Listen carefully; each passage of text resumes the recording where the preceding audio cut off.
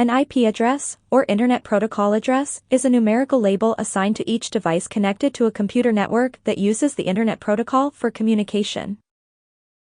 This address serves two main purposes: host or network interface identification and location addressing.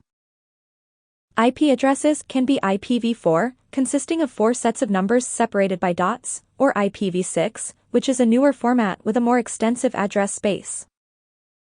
IPv4 addresses are prevalent but face exhaustion due to the increasing number of connected devices. IPv6 was introduced to address this limitation and provides a vastly larger pool of unique addresses.